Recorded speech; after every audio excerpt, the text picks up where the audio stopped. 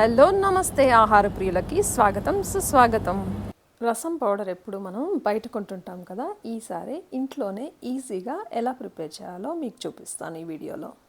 రసం powder ప్రిపరేషన్కి 1 cup ధనియాలు, ఒక హాఫ్ కప్పు కందిపప్పు, 2 స్పూన్స్ మిరియాలు, 2 స్పూన్స్ జీలకర్ర ఇంకొక స్పూన్ కూడా యాడ్ చేసుకోవచ్చు.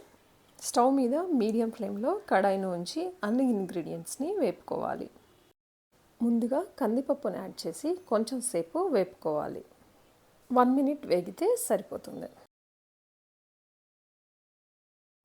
కందిపప్పులోనే ధనియాలు, మిరియాలు, జీలకర్ర కూడా యాడ్ చేసి వేపుకోవాలి. ఈ గింజలన్నింటినీ బాగా కలుపుతూ చక్కగా వేపుకోవాలి, మంచి సువాసన వచ్చే వరకు.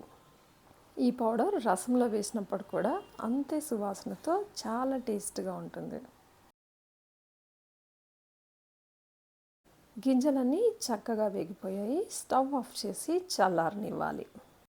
చల్లారిన గింజల్ని మిక్సీ జార్లో వేసుకొని మెత్తగా పొడి చేసుకోవాలి.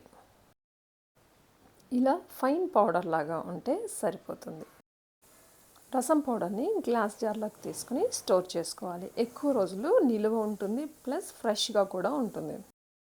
మనకి ఇంత పౌడర్ అవసరం లేనప్పుడు అప్పటికప్పుడు రసంలోకి సరిపడా పౌడర్ని ప్రిపేర్ చేసుకోవచ్చు. ఈ రసం పౌడర్ ఇంకా ఎక్కువ రోజులు నిల్వ ఉండాలంటే ఫ్రిడ్జ్లో పెట్టుకుంటే ఎప్పటికీ ఫ్రెష్గా ఉంటుంది. ఒక్కసారి రసం పౌడర్ ప్రిపేర్ చేసుకుంటే నెక్స్ట్ టైం నుంచి రసం ప్రిపేర్ చేసుకున్నప్పుడల్లా చాలా ఈజీగా అయిపోతుంది. టైం సేవింగ్ కూడా మనకి. ఇంకొక వీడియోలో ఈ రసం పౌడర్తో టమాటో రసం ఎలా ప్రిపేర్ చేయాలో మీకు చూపిస్తాను. Be healthy and be happy.